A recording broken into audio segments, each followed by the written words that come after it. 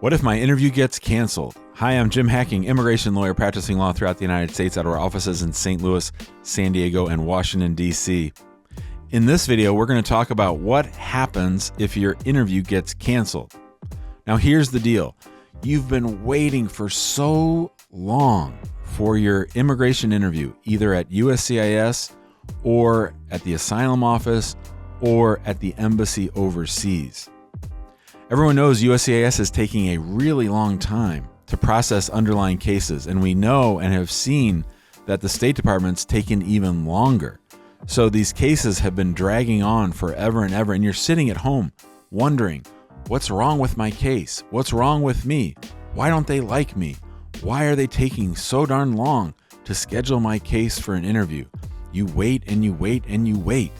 You're looking at the USCIS case processing times. You're looking at online forums trying to figure out what's going on at my field office or what's going on at my embassy. And you just keep waiting. Then finally, on the day you log in that one time, it says your interview has been scheduled.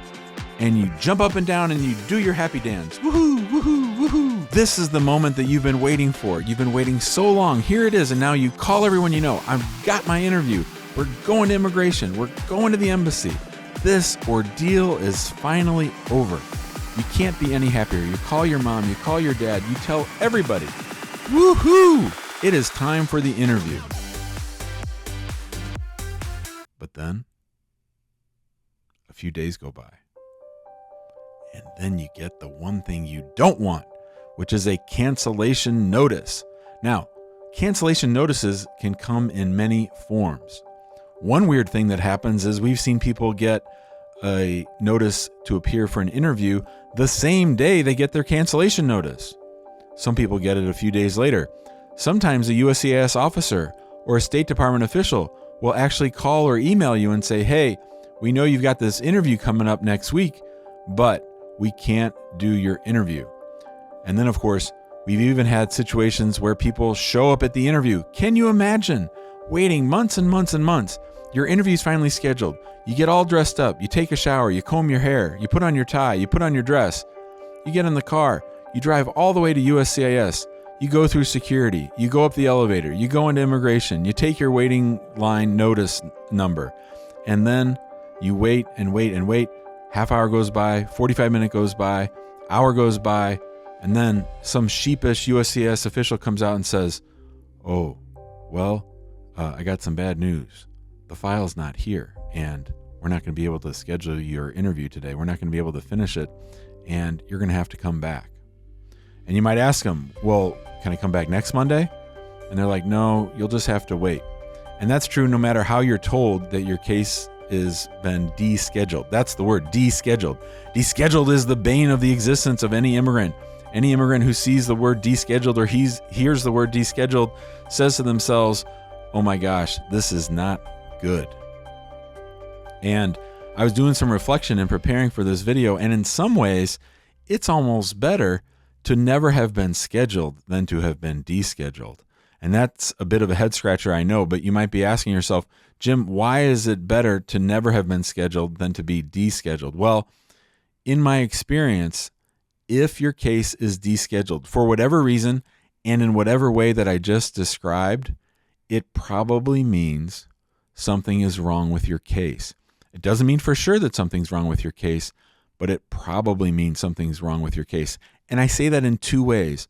One is there might have been something that caught their eye right before the interview in the underlying case, in the case itself, that gave them pause and gave them a reason to cancel or deschedule the interview. So that's one thing.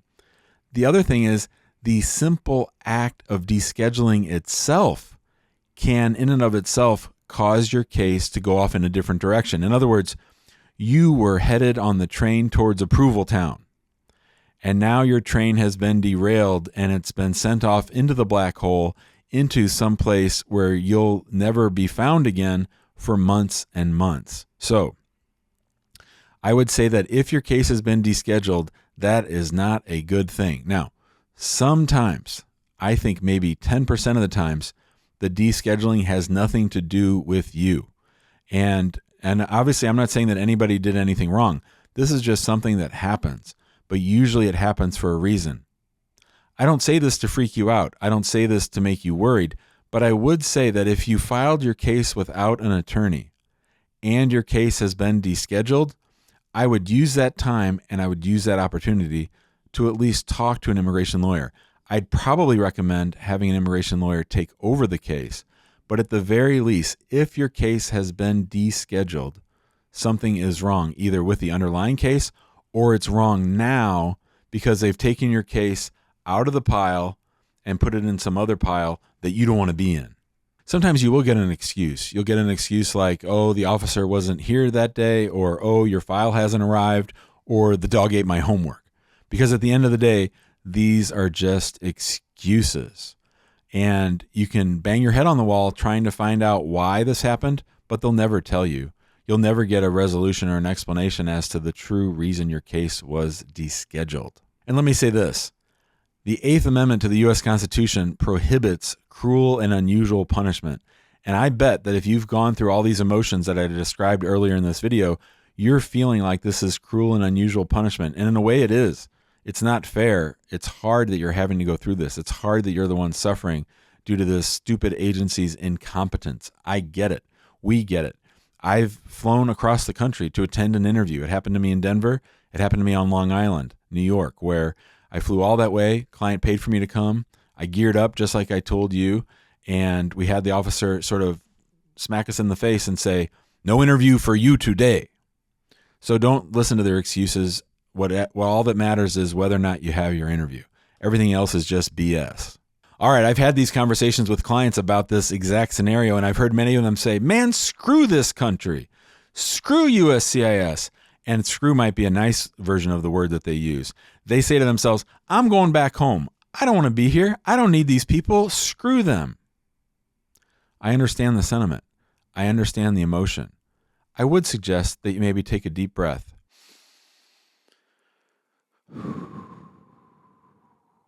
Give it a day or two. You don't have to go running and telling everybody that you told that you were having your interview, that your interview's been descheduled. Of course, this might be a reason why you might not have wanted to tell them that in the first place, but you don't have to go around and tell everybody your business. So I would let things settle. I would let your emotions calm down a little bit. Like I said, I'd probably talk to an immigration lawyer to see what might be going on with your case. For instance, we've had people who had their cases descheduled, and when they talked to us, we noticed something in the case that was problematic, and we were able to help them get the case ready better in time for the actual interview. Now, when your case gets descheduled, what can you do? Well, it's sort of that same old bag of tricks you had before, but now there's a new sense of urgency. What do I mean by that? Well, you can start calling USCIS. You can call the USCIS ombudsman. You can even try to make an InfoPass appointment and find out what's going on with your case. And now here's something that you have, some leverage that you have, some momentum that you have, and that is that I am one of the people who was worthy of being scheduled for an interview. And for whatever reason, you guys took that away from me. So it's not that you're just waiting in line like everybody else. Now they've said your case was ready for an interview.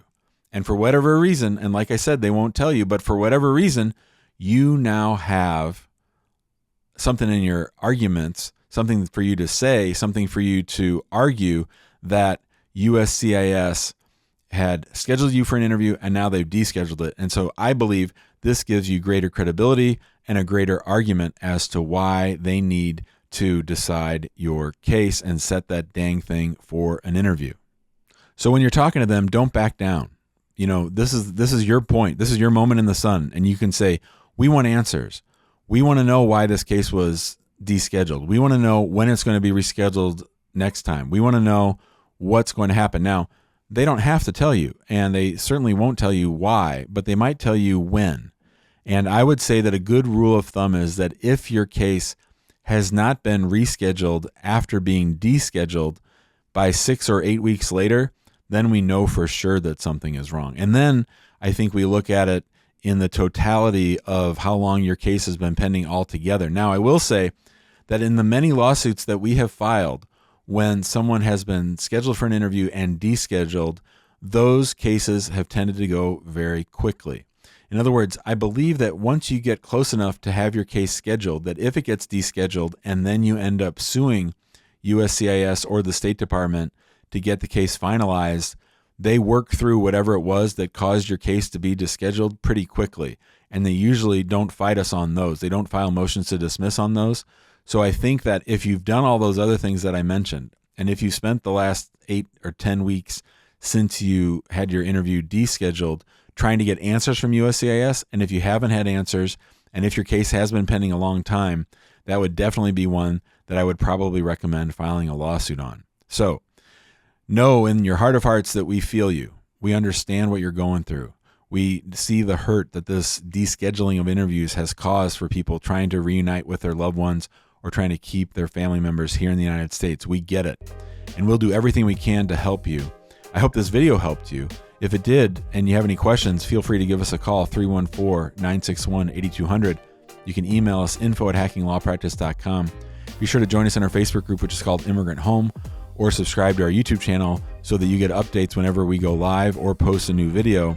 And we'd sure love to see you in our Immigrant Home and in our Immigration Answers show so that we can answer your questions on our daily live show. We do it 3 or 4 days a week, and we go for a full hour answering as many of your immigration law related questions as possible. Thanks a lot, and we'll see you next time.